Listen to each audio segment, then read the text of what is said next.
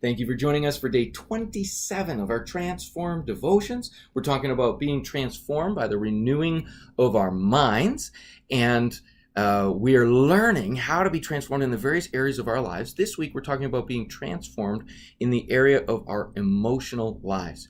Jesus said, "Come to me, all you who are weary and burdened, and I will give you rest," in Matthew 11, verse 28. What an invitation to bring our emotions, to bring our, in this case, weariness, burdened emotions to God and allow Jesus to come and refresh us. And last week we said you can't manage an emotion that you don't even know is there. So the starting point to leading our emotions to self-control is identifying them. That really the next thing we need to do if we're going to have self-control over our emotions, manage our emotions, is we are going to need to learn to challenge them. So when we have an emotion, when we have a feeling, we need to be able to name it. And at every given time, in every given day, you have feelings you should be able to name. The second thing you need to do is challenge it. Your feelings are not reality. They're just feelings about reality.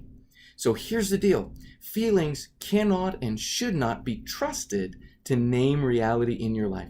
Every feeling you have, you should challenge it and say, is this feeling reflective of reality, or is this feeling not reflective of reality? Okay? And when you find feelings that don't reflect reality, you need to confront them and engage them in change. Sometimes by a choice, sometimes by a process. But let me just give you one example. Most of our fears are emotions that do not reflect reality. And we can just challenge our emotions. So if you're feeling a fear, the biggest command in all the Bible, the most common command in the Bible, the most repeated one is do not fear. So if you're feeling a fear, reflect back and just go, is this a real fear, or is this an unreasonable fear? Is this fear reflective of reality? If it's not, you can challenge it right on that basis. Okay? But here's the deal. Name your emotions, then challenge them. If they're real, then embrace them and work through them, channel them. But if they're not real,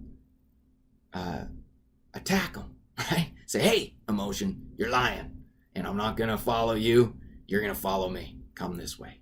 Thanks for joining us for day 27 of our Transformed Devotions.